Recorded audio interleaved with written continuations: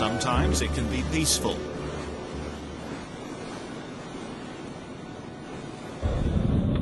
At other times, dangerous and foreboding. We can underestimate its ferocity and moods, which can change without notice.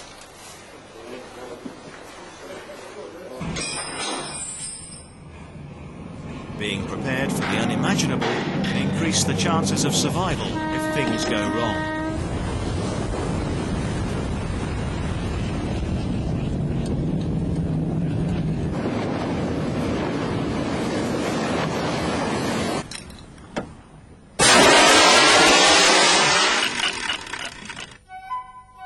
The Titanic was one of the earliest users of visual distress flares in 1912.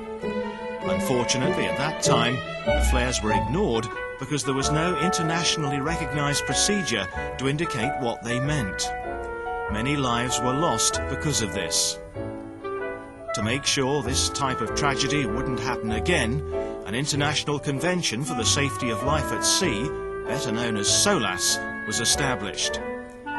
This convention governs marine safety equipment and procedures around the world, and is still in force today under the guidance of the International Maritime Organization.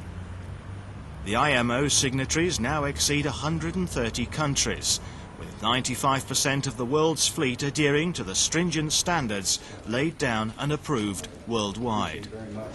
Trust and confidence that you have shown me and giving me the privilege. In the United Kingdom, the Royal National Lifeboat Institution launches a lifeboat on average 17 times every single day of the year. However, they can't rescue what they can't find. People in distress may rely on the use of visual distress signals such as flares and smokes to indicate that they're in trouble. Always remember that it's both foolish and illegal to fire flares in a non-distress situation. As well as flares, other modern electronic safety equipment plays an important part in your safety at sea. Received my Mayday call.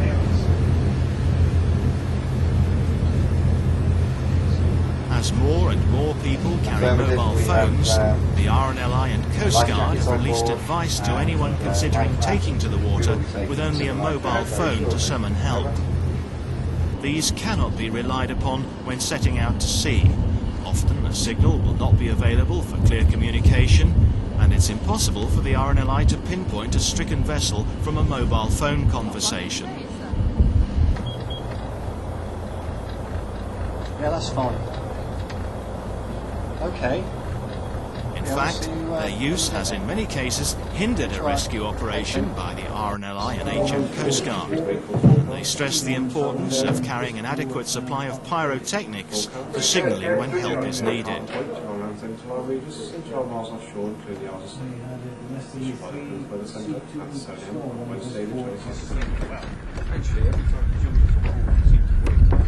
Apart from making the usual checks to the boat, when you go sailing, make sure you all have life jackets. Check the flares, make sure you have a fire extinguisher, first aid kit, and a spare can of fuel. All right, girls. Well, let's make sure we've got everything. I just want to check these flares. Yeah, I thought so. The date on these expires at the end of the year, so we'll need to get some replacements for those, Linda. Yeah, definitely. Flares coming down, Simon. Now, have we got the first aid kit? Yeah, we've got that. Yeah, and a torch? Yeah. And the spare can of petrol? Yeah, that one's down there. Good. That's everything. And don't forget the latest weather forecast. Time spent on these precautions now can prevent difficulties later. From a Coast Guard.